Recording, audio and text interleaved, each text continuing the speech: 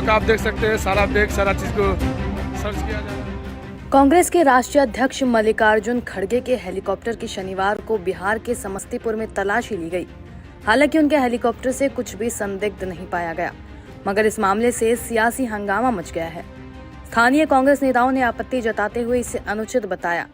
खड़गे ने समस्तीपुर के हाउसिंग मैदान में शनिवार को कांग्रेस प्रत्याशी सन्नी हजारी के समर्थन में जनसभा की।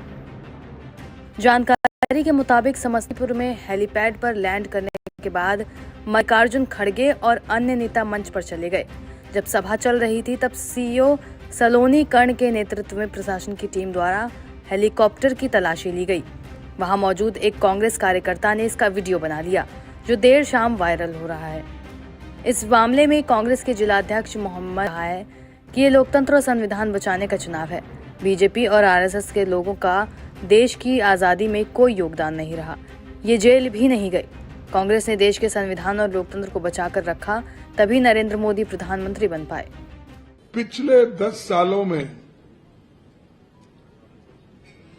विपक्ष के नेताओं को परेशान करने में ही अपना समय उन्होंने गुजारा, और जब परेशान करते हैं, चाहे वो ईडी का केस हो, चाहे इनकम टैक्स का हो, चाहे सीवीसी से केस डलवाना हो, चाहे सीबीआई का हो, ये करवाते हैं और उनको आह्वान भी करते हैं, आइए हमारे साथ जुड़िए, मिलेंगे, मिलके काम करेंगे।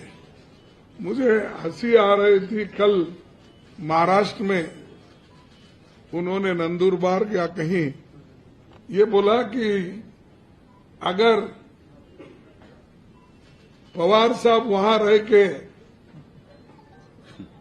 मरने के बजाय, उद्धव ठाकरे वहां रह के मरने के बजाय ये कांग्रेस में जाके ये अच्छा होगा कि वो हमारे साथ रहे और वो अपनी इच्छा पूर्ति करे, और हम वो उनकी इच्छा को पूर्ति करने के लिए तैयार हैं। क्या एक प्राइम मिनिस्टर ऐसा कह सकता है? जो प्राइम मिनिस्टर अपनी बात को रखने का पहले काम करना चाहिए, आपके डेवलपमेंट क्या है, आपने काम कितना किया, उससे देश को कितना लाभ हुआ और देश कितनी तरक्की की है, ये कहो।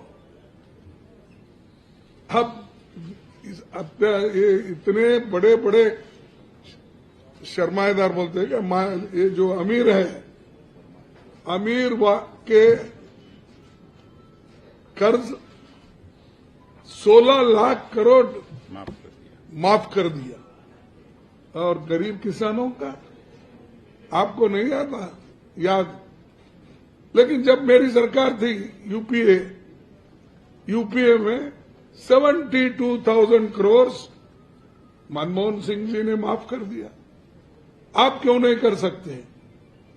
लेकिन आप अमीरों के पक्ष में और गरीबों को गरीब रखना चाहते हैं।